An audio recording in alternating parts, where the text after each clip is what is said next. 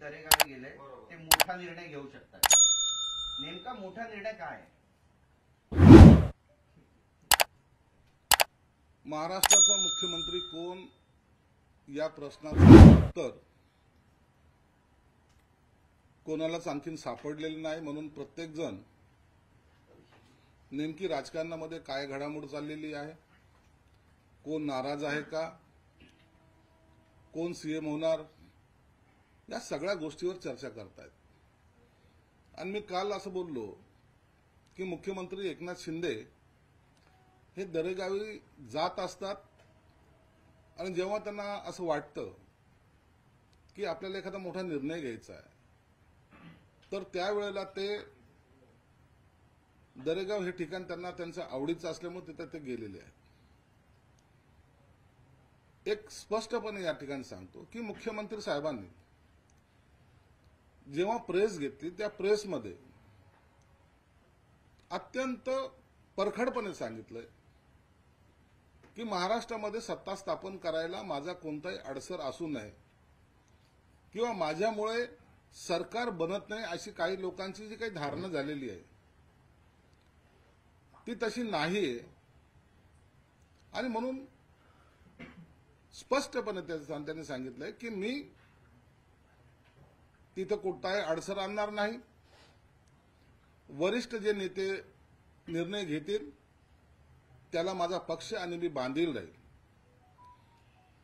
एवढं स्पष्टपणे निर्णय घेतल्यानंतर दिल्लीमध्ये झालेल्या बैठकीमध्ये सुद्धा त्यांनी आवर्जून हेच सांगितलं की आपण निर्णय घ्यावा, तो आम्हाला मान्य असेल. आता हा खऱ्या अर्थानं भाजपच्या वरिष्ठ नेत्यांनी याच्यात निर्णय घ्यायचा आहे. एकंदरीत राजकीय समीकरण पाहून कुणाला मुख्यमंत्री करावं हा विषय मोदी साहेब आणि अमित शाह साहेबांकडे आहे. त्या निर्णयाला का वेळ लागतोय याबद्दलची आम्हाला कोणतीही माहिती नाही. परंतु जोपर्यंत मुख्यमंत्र्यांचा चेहरा किंवा मुख्यमंत्री ठरत नाही तोपर्यंत इतर खात्यावर सुद्धा काही चर्चा झाल्याचं मला माहिती नाहीये.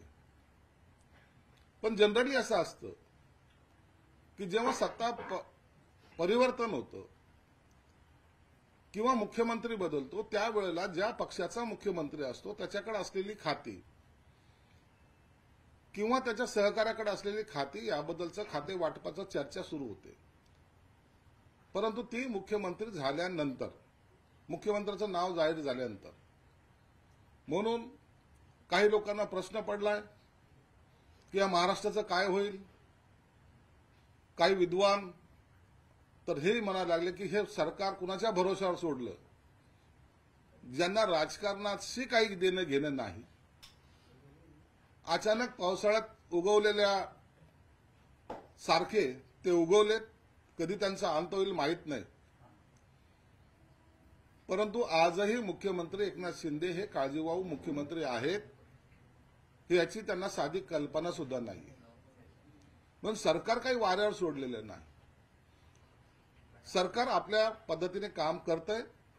जो काही 2-3 दिवसाचा विलंब लागणार आहे त्या 2-3 दिवसाच्या विलंबामध्ये आता सोमवारी मला वाटतं आपल्या माहितीनुसारच आपल्याकडून चॅनलवर चाललंय की भाजपचे पक्षश्रेष्ठी कोणी पाठवणार आहेत, निरीक्षक पाठवणार आहेत आणि गटनेत्याची निवड होणार आहे. शिंदे साहेब आपला निर्णय काय घेतात, का ते दरेगावला गेले, त्यांची तब्येत ठीक नाही का, की त्यांना वेगळा निर्णय घ्यायचा काही, असं समजण्याचं काहीच कारण नाही. शिंदे साहेबांनी सत्ता सोडताना सुद्धा त्या दिलेरपणाने, त्या कॉन्फिडन्सने ती सत्ता सोडलेली आहे. काही लोकांना त्यांचा चेहरा पडलेला दिसतो. आम्ही लाचारासारखं नाटकं करणारी लोक नाही. पोटात एक आणि ओठात एक आणणारी ही औलाद नाही. आमच्या जे चेहऱ्यावर असेल तेच आमच्या मनात असतं आणि आम्ही नाराजी जरी असली तर आम्ही उघडपणे जाहीर करू. लाचारीमध्ये गेली 2.5 वर्षाची पूर्वीची ज्यांनी घालवलेली त्यांना आता मुजरा करण्याशिवाय उपाय नाही. म्हणून कधी ते कुणाची तारीफ करतात, कुणावर टीका करतात. त्या टीकेला करण्याला सुद्धा काही अर्थ नाही. यांनी आता टीकेशिवाय यांच्याकडे दुसरा उद्योग राहिलेला नाही. म्हणून तुम्हाला स्पष्टपणे सांगतो, शिंदे साहेबांनी आपली भूमिका स्पष्ट केलेली आहे. शिंदे साहेबांनी सांगितलंय की तुम्हाला जो निर्णय घ्यायचा तो घ्या. मी शिवसेनेचा पक्षप्रमुख म्हणून, मुख्य नेता म्हणून माझी त्याला संमती असेल. आम्ही तुमच्याबरोबर आहोत. महायुतीमध्ये कोणत्याही प्रकारचा खोडा किंवा महायुतीमध्ये कोणत्याही प्रकारचा ताणतणाव नाही. संजय राऊतांनी आज असं म्हटलंय की एकनाथ शिंदे यांचं मानसिक संतुलन बिघडलंय, त्यांच्या आरोग्यावरती परिणाम झालाय, त्यामुळे त्यांच्या सहकाऱ्यांनी त्यांच्यावरती चांगले उपचार करावेत अशा पद्धतीची टीका केली. मानसिक संतुलन कुणाचं बिघडलंय हे विधानसभेच्या निकालानंतर कळालेलं आहे. जे ऊर बडून सांगत होते की आमची सत्ता येणार 160 170, पूर्ण 60 सुद्धा गाठू शकले नाही. 160 तर वेगळीच बाब आहे. म्हणून यांचं मानसिक संतुलन तर यांचं बिघडलेलं आहे. म्हणून तर यांचे जे काही इतर नेते आहेत ते त्याच्यावर एक शब्दही बोलत नाही. त्यांना त्यांची चूक कळालेली. परंतु हे चारी घरचा पाहुणा, ज्याला ना त्याचा नेता कोण माहीत नाही, ज्याला फक्त एक शेपूट हलवणं ज्याला म्हणतात, ते हलवत आपल्या मालकाची चाकरी करणं माहिती, तेच लोक अशी टीका करू शकतात. सर, पण संजय राऊत ज्या पद्धतीने टीका करताय, एक तर ईडी सीबीआयचं भय असलेले मोठा निर्णय घेऊ शकत नाही असा खोचक सर त्यांनी टीका केली आहे संजय राऊतांनी. दुसरीकडे म्हटलं की भाजपची मेहरबानी म्हणून मुख्यमंत्री पद दिलं आणि नाराज मुख्यमंत्री अमावस्येला गेले. भाजपने ते पद का दिलं, कशामुळे दिलं, त्याची कल्पना त्यांनाही आहे. भाजपच्या दारामध्ये जाऊन तिथून किती वेळा वापस आली याची कल्पना सुद्धा संजय राऊतला आहे. आम्ही जे मिळवलं ते आम्ही स्वकष्टाने आणि स्वतःच्या हिमतीवर मिळवलेलं आहे. एवढी ताकद ज्या नेत्यामध्ये आहे, त्या नेत्यांनी केलेला उठाव महाराष्ट्राने देशाने पाहिलेला आहे. आणि आजही जे सांगत होते विधानसभेच्या वेळेला, यांच्या किती जागा येतील, गद्दारांना आता आम्ही गाडून टाकू, गद्दारांनी 50 खोके ओके, ते ज्यांनी स्लोगन काढला तोही पडला. जालन्याचा आमदार त्यांनी स्लोगन काढला तोही पडला. आणि जे काही यांचे जे चाललं होतं की गद्दारांना आता त्यांची जागा जनता दाखवेल, जनतेने ह्या गद्दारांना त्यांची जागा दाखवलेली आहे, या लाचारांना त्यांची जागा दाखवलेली आहे. हे शिवसेना प्रमुखाच्या विचाराच्या विरोधात वागणाऱ्यांना त्यांची जागा दाखवली. म्हणून आम्ही 40 लोकांनी उठाव केला आणि आम्ही 57 आलोय. म्हणजे जनतेने आम्हाला ऍक्सेप्ट केलं आणि यांच्या मागं लाता मारलेल्या आहेत हे विसरत आहेत. परंतु गिरा तो भी टांग ऊपर ही यांची नेहमीची भूमिका आहे. नाही, पण ते म्हणतात की शिवसेना फोडली म्हणून मेहरबानी म्हणून 2.5 वर्ष त्यांना काय माहिती. हे दिल्ली शर्वाची किती वेळा फोन करायचे, शिंदेना घेऊ नका, आम्ही येतो आम्ही येतो. कोणत्या कोणत्या माध्यमातून फोन केलेले आहेत, कुणाला हाताशी धरलेले, यांचे सगळ्यांचे रेकॉर्ड आमच्याकडे आहेत. म्हणून हे लाचार नंतर इतके पळत होते, परंतु यांना जेव्हा नाही म्हणून सांगितलं त्या टायमाला यांची पोपटासारखी पोपटपंची सुरू झालेली. म्हणून आता ना ते भाजपकडे जाऊ शकत, ना जे काँग्रेस आहे त्यांचं किती प्रेम आहे आता तुम्ही गेल्या 2 दिवसात पाहताय. म्हणून घरकाना घाटक ही यांची स्थिती झालेली आहे. शरद पवार साहेब यामध्ये जी भूमिका घेत आहेत त्यानुसार असं वाटतंय की आता उबाटाचं कार्यक्रम किंवा त्यांचं सर्व लाईफ आता या ठिकाणी संपलेलं आहे. त्यामध्ये मोदी शहांचे लाडके भाऊ आता राहिलेले नाहीयेत असं म्हणतात. ज्या पद्धतीने टीका टिप्पणी होते, केवळ मुख्यमंत्री पदाचा चेहरा जाहीर होत नाहीये यासाठी विरोधकांच्या हाती आयतं पोलीस सापडले म्हणा. त्यांचे किती लाडके भाऊ आहेत की नाही त्याला तुम्हाला करायचं काय. अहो, ते एकनाथ शिंदे आहेत, ते तुमच्यासारखे लाचार थोडी आहेत. सिल्वर ओकर मुद्रा घालणारे थोडी आहेत ते लोक. राहुल गांधीला भेटायला काश्मीर पर्यंत जाणारे थोडी आहेत. त्यांच्या भारत जोडो यात्रेमध्ये रस्त्यामध्ये जाऊन यवतमाळकडे भेटणारे, गळ्यात गळा घालणारे ते थोडी येते. ते एकनाथ शिंदे आहेत. आणि सत्ता सोडताना सुद्धा अशी इझिली सोडता येते. तुमच्यासारखे चिटकून नाही बसलेले. 5 वर्षाची सत्ता चालले फरफटत. 5 वर्ष आता मी मुख्यमंत्री राहणार, 5 वर्ष आता आपण असं राज्य करणार. जेव्हा ही सत्ता जाते ना त्या टायमाची बेचैनी आता उबाटाच्या गटाच्या नेत्यांच्या चेहऱ्यावर दिसते. एकही नेता बोलत नाही. एकही नेता बोलतोय कोण, हे भाडेकरू. म्हणून यांच्या स्टेटमेंटला आम्ही जास्त महत्व देत नाही. त्यांनी असं म्हटलंय की भाजपनं त्यांचा मूळ गुणधर्म जो आहे हा दाखवून दिलेला आहे. ते नागासारखे आहेत. एकनाथ शिंदेच्या बाबतीतही ते तसेच वागतायत. कशाला तुम्ही त्यांना विनवण्या करायला जाताय?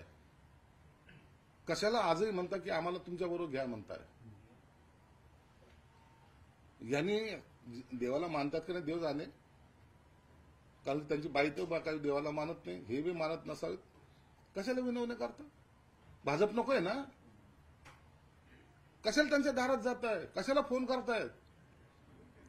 अरे लाचारांनो, इतकी लाचारी पत्करू नका. सत्तेसाठी कशासाठी एवढी करताय तुम्ही?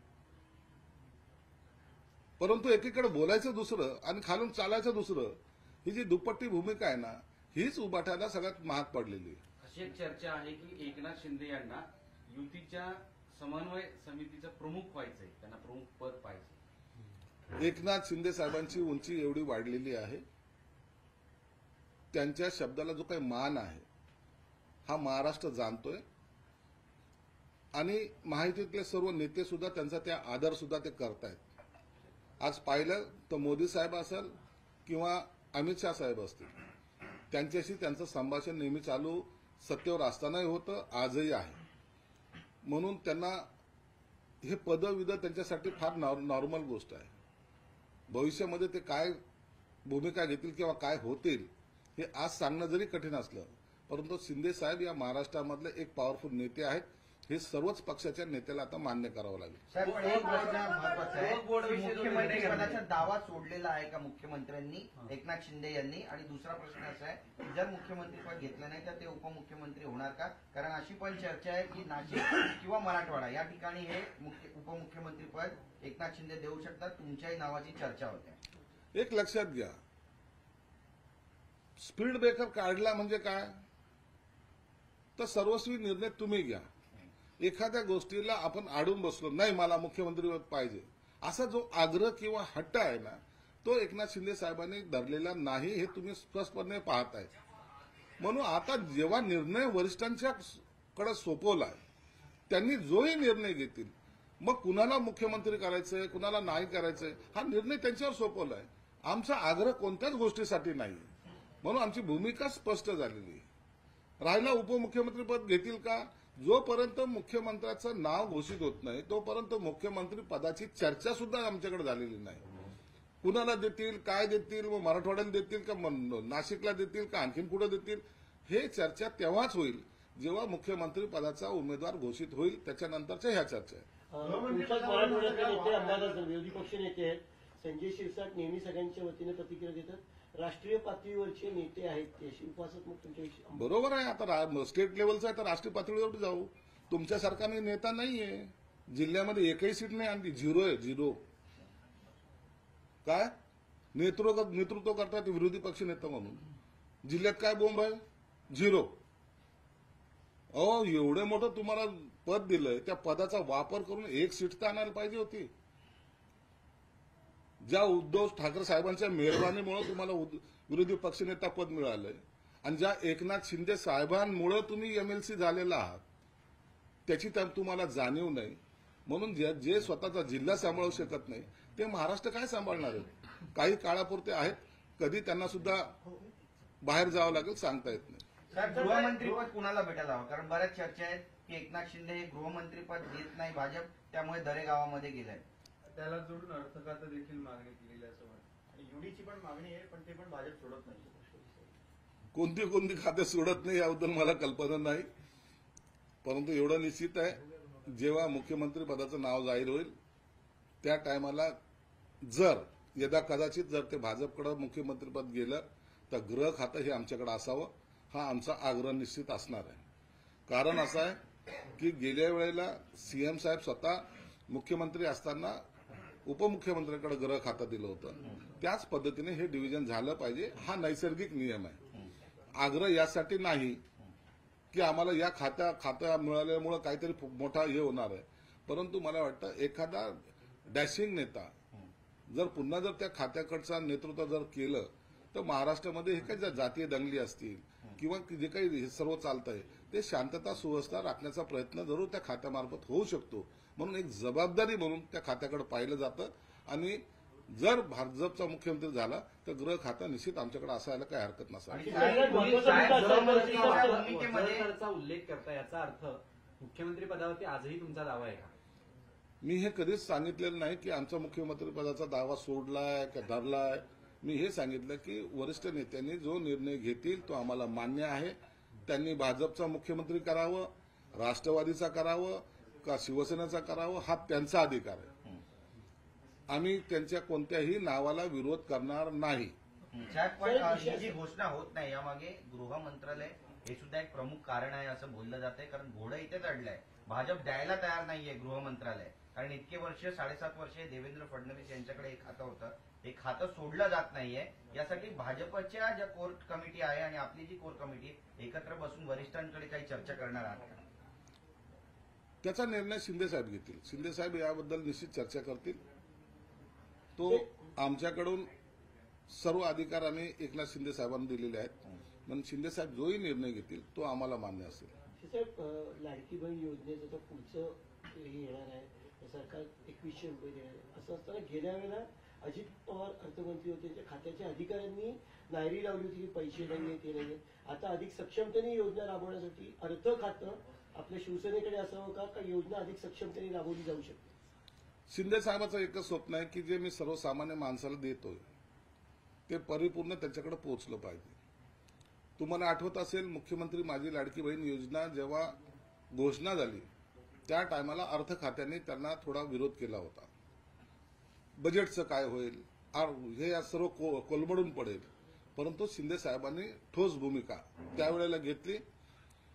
अजितदादांना असेल देवेंद्र फडणवीस असेल त्यांना समजून सांगितलं की आपल्याला ही योजना कार्यान्वित करायची आहे आणि म्हणून इतर बाबीवर खर्च कमी करून या योजनेला त्यांनी भरपूर म्हणजे सर्वांच्या अकाउंटमध्ये पैसे कसे जातील याची व्यवस्था केली होती. हे सर्वजण आपण पाहतात. इन ऍडव्हान्स सुद्धा हप्ते महिला भगिनीच्या खात्यामध्ये गेले होते. आजही शिंदे साहेबांनी जी काही घोषणा केली होती निवडणुकीच्या काळामध्ये आम्ही 1500 चे 2100 करू त्यासाठी या साठी तरतूद करणं गरजेचं आहे. नागपूर अधिवेशनामध्ये याच्यावर तरतूद झाली पाहिजे असा आमचा प्रयत्न आहे. शब्द पाळणं हे शिंदे साहेबाचं वैशिष्ट्य आहे. म्हणून जर असं खातं किंवा खात्याने मान्यता दिली तर आनंद आहे.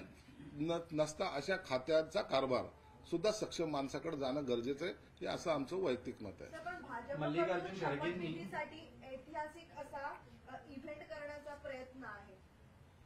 चांगली गोष्ट आहे ना. सत्ता ही आलेली माहिती सत्ता आली इतके प्रचंड बहुमत मला वाटतं अनेक वर्षानंतर पहिल्यांदा आलंय आणि जनतेने जेव्हा एवढ्या आनंदाने त्यांनी मतदान केले तर त्याच्यात ते सहभागी झाले पाहिजेत. एक मोठा इव्हेंट म्हणता येत नाही परंतु तो आनंदोत्सव या महाराष्ट्राने याच देवी या डोळा पाहावा हा त्यामागचा उद्देश आहे. मल्लिकार्जुन खरगेंनी काँग्रेसच्या अंतर्गत वादामुळे आणि पक्षातील नेत्यांच्या अंतर्गत भूमिका संघर्षामुळे हा पराभव झाल्याने हे अपयशाला अशा पद्धतीनं खडरपट्टी केली सगळ्या नेत्यांनी. आणि याला थोडा दुसरा प्रश्न आहे. शरद पवार दुसरीकडे म्हणतायत की ईव्हीएम वरती संशय आहे, ईव्हीएम मुळे नेते हरले अशी शक्यता नाकारली जाऊ शकत.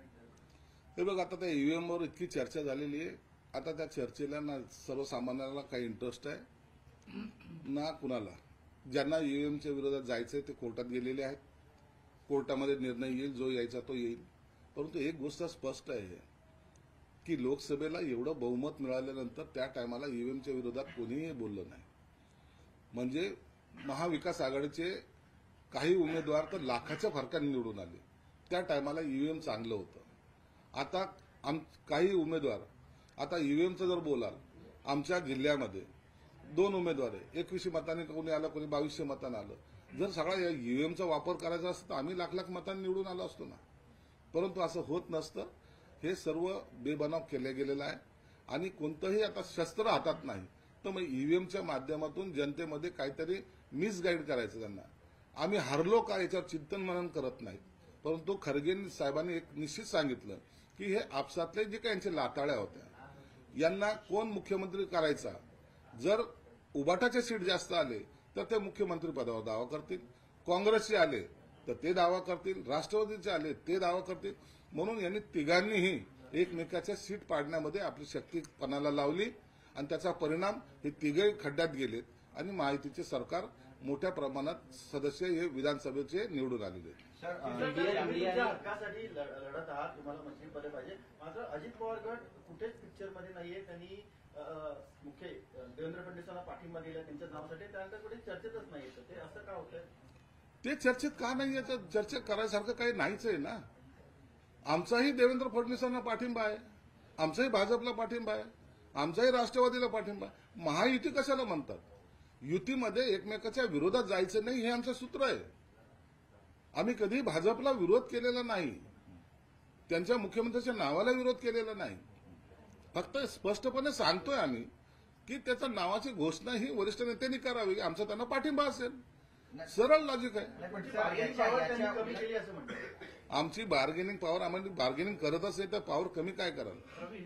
विदाउट बार्गेनिंग आमची पॉवर वाढलेलीच आहे. आमच्या पॉवरची तुलना इतर लोक आमच्याशी करत आहे नाही. नाही, पण तुमचे 4 मंत्री आहेत ज्यांना विरोध सुद्धा केलाय भाजपने. पेपरमध्ये सुद्धा बातमी आली, संजय राठोड, तानाजी सावंत, अब्दुल सत्तार आणि दीपक केसरकर यांना पुन्हा मंत्रिमंडळात घेण्यास भाजपचा नकार आहे. भाजपने काय प्रस्ताव दिलाय किंवा भाजप बरोबर शिंदे साहेबांची काय चर्चा झाली याच्याबद्दलची कल्पना नाही. परंतु आमच्याकडून पक्षाकडून मंत्री कोण होईल याचा निर्णय सर्वस्वी एकनाथ शिंदे साहेब घेतील.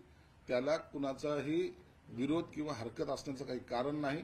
ते स्वतःच एवढे सक्षम आहेत की आपला कोणता माणूस मंत्रिमंडळात असावा हे ते स्वतः चांगल्या प्रकारे जाणतात. एडीआर इंडिया आणि माय नेता या संस्थांकडून एक अहवाल समोर आलेला आहे. 288 पैकी 118 आमदारांवरती गंभीर स्वरूपाचे गुन्हे आहेत. याचा अर्थ महाराष्ट्रावरती गुन्हेगार राज्य करणार का, अशा पद्धतीचे प्रश्न निर्माण केले जात आहेत.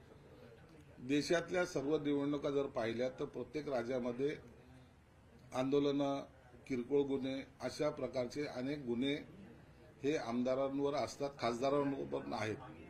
म्हणून त्या गुन्ह्यामध्ये जोपर्यंत शिक्षा होत नाही तोपर्यंत त्याला अधिकृत मानल्या जात नाही.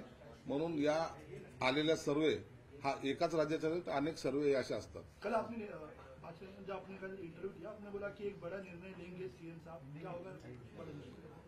देखिए, कल सीएम साहब उनके गांव गए हैं, वहां उन्होंने एक अपना तरीका उनका है. एक तो वो कभी बीमार है या तो कोई डिसीजन लेना रहे तो शांति के लिए आप देखेंगे सीएम का फोन भी नॉट रिचेबल रहेगा, ना उनके कोई पीए का फोन लगेगा. एक शांति के लिए वो जाते 2 दिन वो वहां निकालने के बाद एक अच्छा सा डिसीजन उनके दिमाग में जो आता है वो आने के बाद यहाँ वो जाहिर करते हैं. लेकिन महायुति का सरकार जो बनने जा रही है उसके बारे में उन्होंने स्पष्ट तौर पे कहा है कि मेरा कोई भी स्पीड ब्रेकर ये सीएम बनने में नहीं है.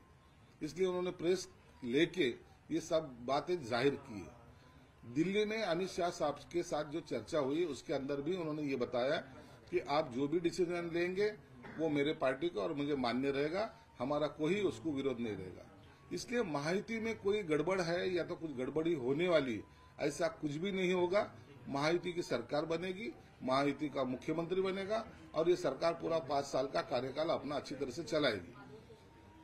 शिंदे साहब ने सरकार बनने के वक्त क्या करना चाहिए, क्या करना नहीं चाहिए, ये सब वो अच्छी तरह से जानते हैं. इसलिए जब तक महायुति का उम्मीदवार का चयन नहीं होता, मुख्यमंत्री का नाम डिसाइड नहीं होता, उसके बाद ही बाकी सब प्रोसेस होगी. उसमें कौन से खाते किसको जाएंगे, कौन पार्टी की तरफ कौन से विभाग जा रहे हैं, किस पार्टी की तरफ नहीं जा रहे हैं, ये सब बातें बाद में होगी. भाई जगताप जो है कांग्रेस के नेता, उन्होंने बयान दिया, उन्होंने कहा है कि इलेक्शन कमीशन को कुत्ता का है और उन्होंने कहा है कि मैं इसको लेकर अपोलोजाइज या माफी नहीं मांगूंगा. भाई जगताप रहो या संजय राउत रहो, ये लोगों को हार बर्दाश्त नहीं हो रही. जो तरीके से ये बात करते थे कि हम जो बोलते हैं वही होगा, जो इनको लोकसभा के वक्त भारी बहुमत मिला था, उनके खासदार जो सांसद जो चुन के आए थे, उसके बाद उनको लग रहा था कि ये आने वाली सत्ता हमारी है और अब कौन कुर्सी पे बैठेगा, कौन जाएगा, कौन से विभाग का मंत्री रहेगा, यहां तक उनकी बातचीत चल रही थी. लेकिन लोगों ने जो उनको धोबी पछाड़ दी है, उसके बाद वो जमीन पे आ गए. वो आने के बाद थोड़ा बौखला गए और उसकी वजह से इलेक्शन कमीशनर को भी कुछ भी बोलते हैं कभी नेताओं को कुछ बोलते हैं, वो अब लोग उनके सुनने के मूड में नहीं है। जो वक्फ बोर्ड की जो निर्णय लिया गया था, अब सरकार ने, महाराष्ट्र सरकार ने यू टर्न ले लिया है। 10 करोड़ रुपए देने की बात कही थी वक्फ बोर्ड को, वो यू टर्न ले लिया। सर इसी से जुड़ा है कि विपक्ष जो है अटैक किया जो है महायुति पर। उनका कहना था कि मुस्लिम वोट इन्हें चाहिए, ना हिंदू वोट इन्हें चाहिए, ये ना मुसलमान के हैं ना हिंदू के हैं। पहले वक्फ के खिलाफ गालियां दे रहे थे, वक्फ बिल बदलने की बात कर रहे थे और महाविकास आघाड़ी वक्फ के साथ है ये बोल रहे थे। और अब इन्होंने खुद 10 करोड़ रुपए दिया है। और जब विपक्ष ने इस पर सवाल पूछना शुरू किया तो ये अपने जो है फैसले से वापस आ गए। ये कहना चाहिए कब ये डिसीजन हुआ था, कैसे ये डिसीजन लिया गया, इसके बारे में थोड़ा समझिए। देखिए, हम किसी मुस्लिम समुदाय या दलित समुदाय इनके खिलाफ नहीं है। इन्होंने जो नैरेटिव सेट किया था लोकसभा के बाद, उन्होंने ये बताया था कि ये घटना बदलने वाले लोग हैं, ये मुस्लिमों को पाकिस्तान भेजने वाले लोग हैं। और वो सब बातें जब चली तो लोकसभा में उनको अच्छा सा माहौल बन गया और उनको सत्ता उनके पास आई थी। मतलब बहुत सारे सांसद चुन के आए थे। जब लोगों को पता चला कि ये सब बातें झूठी थी तो उसके बाद ये विधानसभा में हमको बहुमत मिला है। वक्फ बोर्ड की जो बात है, वो वक्फ बोर्ड के बारे में सत्ताधारियों ने जो भी दिया होगा तो वो एक अच्छे काम के लिए दिया होगा, लेकिन आप देखेंगे कि उसका वितरण विधानसभा के वक्त नहीं हुआ। विधानसभा होने के बाद हमें जो पता चला है, हमें जो जानकारी है कि अधिकारी ने अभी उसका जीआर निकाला है। इसके बारे में भी हम जरूर चौकसी करेंगे कि ये किसने उनको अधिकार दिया है। अभी सरकार स्थापन भी नहीं हुई, उसके पहले उन्होंने जीआर क्यों निकाला है, उनको पैसे रिलीज क्यों किए, इसकी चौकसी जरूर होगी। क्या सत्ता स्थापना के बाद जो पैसे अभी रोक दिए गए हैं ये दिए जाएंगे? ये डिसीजन तो मंत्री में जो भी आएंगे मंत्रिमंडल में लिया जाएगा। 10 करोड़ देना ये मंत्रिमंडल का निर्णय अगर होगा तो देना है, नहीं देना मंत्रिमंडल डिसाइड करेगा। ये कैबिनेट में ऑलरेडी हुआ था, इसके बाद ये देने की प्रोसेस हुई। हाँ तो ठीक है, लेकिन देने की इतनी जल्दीबाजी क्या थी, इसके बारे में पूछा जाएगा ना। अगर कोई अच्छे काम को अगर दिए है तो उसको रोकने की भी जरूरत नहीं, लेकिन उसका मिसयूज अगर होता होगा तो उसको रोका जरूर जाएगा। तो ये रोकने के जो कारण क्या रहा ये समझना चाहते हैं आप? अभी रोका कहाँ है? नहीं, रोक दिया और रद्द कर दिया जीआर। अगर रद्द कर दिया तो फिर से वो ला भी सकते हैं हम, लेकिन इतनी जल्दीबाजी जो की है अधिकारियों ने, तो उसके पीछे कौन कौन था ये देखना पड़ेगा ना। क्या जरूरत थी? सरकार बनने जा रही है और सरकार बनने के पहले ही उनको इतनी जल्दीबाजी क्या थी? इसके पीछे कोई अधिकारी या तो कोई नेतागण है क्या जिसको ये पैसा चाहिए था, तो वो भी देखा जाएगा। अब तक सस्पेंस बरकरार है। सीएम कौन होगा, सीएम का चेहरा किसका होगा, अब तक शपथ विधि भी नहीं हुआ। सब बताया जा रहा 5 तारीख को होगा, कौन होगा महाराष्ट्र? देखो, इसका डिसीजन अभी ऊपर के नेतागण लेने वाले हैं, तो अभी उसके बारे में हम क्या बताएंगे। हमने तो सब बातें उनके ऊपर छोड़ी दी है, वो जो भी डिसाइड करेंगे।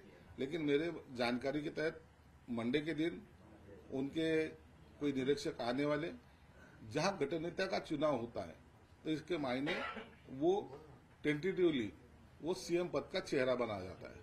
तो उसके बारे में मंडे को शायद उस गठनेता का जब चुनाव होगा तो वो ही कंटिन्यूली सीएम के रेस में होगा। सर एक सवाल ये था कि विपक्ष ये कह रहा है कि शिंदे साहब की तबीयत खराब हो गई है, वो बीमार हैं। संजय राउत ने तो मानसिक स्थिति तक पर सवाल खड़ा कर दिया और इसी वजह से वो अपने गाँव भाग गए। इस पर क्या कहना चाहेंगे सर? क्या तबीयत खराब है या फिर जैसा आप कह रहे हैं कि कोई बड़ा डिसीजन लेने से पहले वो ऐसा करते हैं, तो क्या बड़ा डिसीजन लेने वाले हैं? देखो, संजय राउत का कहने का कोई मतलब नहीं। संजय राउत ये बकवास आदमी है, वो जो भी करेगा उसके दिमाग पे पहले तो उसका ही असर हुआ है। उनको जो हार हुई है उसमें से वो बाहर निकल नहीं पा रहे। वो नहीं जानते राजनीति, उनको सिर्फ लोगों की दलाली करना जानते हैं। कोई भी पार्टी की, आप संजय राउत किसका आदमी है? कोई बोलेगा शरद पवार का, तो कोई बोलेगा उद्धव गट का। तो ये किसी एक का आदमी नहीं है। तो ये लोगों के बातों पे हम ज्यादा अहमियत नहीं देते उनकी। लेकिन एक बात जरूर है, शिंदे साहब जो भी डिसीजन लेते हैं बड़े सोच विचार करके लेते हैं। आपने देखा होगा, सत्ता होने के बावजूद भी उन्होंने जो उठाव किया था, कांग्रेस राष्ट्रवादी छोड़ने की जो बात की थी, आज वो सक्सेस हो चुकी है। और आज सही मायने में शिवसेना क्या है, तो शिवसेना शिंदे साहब चला रहे वही है। और 57 एमएलए आज उन्होंने चुन के लाए खुद के बलबूते पे। ये बहुत बड़ी बात होती है। इसलिए शिंदे साहब का 2 दिन के बाद मंडे के दिन वो जब आएंगे तो इसके बारे में जरूर वो अपनी प्रेस भी लेंगे और सब जनता को भी दिखाएंगे कि हम क्या डिसीजन ले रहे हैं। सवाल ये है सर कि कई ऐसे खाते हैं जिसको लेकर खींचतान महायुति में चल रही है, जिसमें गृह मंत्रालय है, रेवेन्यू है, वित्त मंत्रालय है, अर्बन डेवलपमेंट मिनिस्ट्री है। गृह मंत्रालय को लेकर आप लोग क्यों जो है उस पर अड़ी है? क्योंकि गृह मंत्रालय बीजेपी रखना चाह रही है, लेकिन आप लोगों की तरफ से गृह मंत्रालय की मांग की जा रही है, क्या वजह है और अभी क्या उस पर जो है निकल पा रहा है बातचीत से? अभी तक कोई खाते का बंटवारा नहीं हुआ है। ये सब सीएम के नाम के बाद ही होगा। लेकिन जो आप बता रहे, अगर ऐसा होता है, अगर बीजेपी का सीएम बनता है तो बट नेचुरल है होम मिनिस्ट्री हमारे पास आना चाहिए। और जैसे last time CM Eknath Shinde साहब थे तो होम मिनिस्टर ये अपने देवेंद्र फडणवीस साहब थे, तो वैसे इंटरचेंज तो होते रहते और वो करना भी चाहिए। लेकिन होम मिनिस्टर के तौर पर पहले 5 साल फिर 2.5 साल करीब 7.5 साल तो देवेंद्र फडणवीस होम मिनिस्टर रहे हैं। सीएम रहते हुए भी उन्होंने अपने पास जो है गृह मंत्रालय रखा, तो ऐसे में बीजेपी गृह मंत्रालय देने के लिए जो है तैयार नहीं है, तो क्या उसके बारे में बड़े नेता बैठ के तय करेंगे क्या होगा। ऐसा तो नहीं होता कि ये खाता हर एक ही इसके पास जाना चाहिए। अर्थ खाता आप देखा होगा हमेशा बीजेपी के पास रहा था, वो चेंज होके फिर वो अभी राष्ट्रवादी के पास गया, दिया ना। फाइनेंस डिपार्टमेंट तो उनके पास ही रहता था, वो दिए अजय दादा को। तो ऐसा खाता चेंज करने में कोई इतनी दिक्कत नहीं आती। लेकिन मुझे लगता है अभी ये सब बातें सीएम के नाम के बाद ही होगी। यानी गृह मंत्रालय के लिए आप लोग आग्रही रहेंगे? हम तो रहेंगे ना, कि हम चाहते हैं गृह मंत्रालय रहे, एक अच्छा सा काम हम भी करें। हम दिखा देंगे कि हम वो गृह मंत्रालय कितनी अच्छी तरीके से चला सकते हैं। और महाराष्ट्र में जो शांतता सुव्यवस्था रखना चाहिए उसके लिए हम, मुझे लगता है कि हम सक्षम तरीके से उसको चला भी पाएंगे। यानी रेवेन्यू और अर्बन डेवलपमेंट मिनिस्ट्री से काम नहीं चलेगा, गृह मंत्रालय? देखो सभी खाते अच्छे होते हैं, लेकिन इससे थोड़ा सा पब्लिकली कांटेक्ट रहता है और अपने एक जो भी काम करना है वो थोड़ा सा सॉफ्टली किया जा सकता है। सर एकीकडे शरद पवार आहेत ते पाहताना ईव्हीएम वरती आरोप करताना पाहतात, नाना पटोले आरोप करताना नाही पाहतात। महाविकास आघाडी म्हणून मतभेद पाहायला मिळतो का तुम्हाला त्या दोघांमध्ये, काँग्रेसमध्ये आणि राष्ट्रवादीमध्ये? काँग्रेस आणि राष्ट्रवादीमध्ये अनेक मतभेद आहेत। त्यासाठी पक्षांतर्गत सुद्धा किती अनेक मतभेद आहेत। तुम्ही पाहिलं असेल त्या बंटी पाटलांनी नाना पटोलेवर केलेले आरोप, नाना पटोलेंनी इतरांवर केलेले आरोप, हे सर्व एकमेकांच्या आरोपांमध्ये आणि सत्ता समीकरणामध्ये आपल्याला पुढे जायचं ह्या एका फक्त महत्वाकांक्षी इच्छापोटी यांनी ही सत्ता घालवलेली आहे। सगळ्यांना पाडण्याचं काम हे महाविकास आघाडीने केलंय आणि त्याचा निश्चित आम्हाला काही अंशी फायदा सुद्धा झालेला आहे। सर एक मिनिट शरद पवारांनी नुकतं स्टेटमेंट केलंय। शरद पवार म्हणतात की इतकं मोठं मॅन्डेट असताना पण जर सरकार स्थापन होत नसेल तरी महाराष्ट्राच्या जनतेची फसवणूक आहे आणि थट्टा आहे। 2019ला सरकार स्थापनेला 1 महिन्याचा कालावधी लागला होता। याला जबाबदार कोण होतं? सकाळचा शपथविधी विसरलेत का? एकीकडे सकाळचा शपथविधी घ्यायचा, दुसरीकडे युतीच्या बोलणी करायच्या, या सगळ्या गोष्टी ज्या आहेत त्यांनी केलेल्या आहेत। म्हणून स्वतः केलेले जी काही पाप आहेत 2019 साली ती थोडी आठवा। आम्हाला 8 दिवसाच्या सत्तेसाठी लेट जर होत असेल तर एवढं काही आबाळ कोसळण्यासारखं काही नाही, परंतु महायुती खंबीरपणे आपलं सरकार बनवते याचाच आम्हाला आनंद आहे। मी काल एक महत्वाचं विधान केलं ज्यात की एकनाथ शिंदे हे दरेगावी गेले, ते मोठा निर्णय घेऊ शकतात। नेमका मोठा निर्णय काय? गर्जा हिंदुस्तान चॅनलला सबस्क्राईब करा आणि ताज्या घडामोडी जाणून घेण्यासाठी बेल आयकॉनवर प्रेस करा।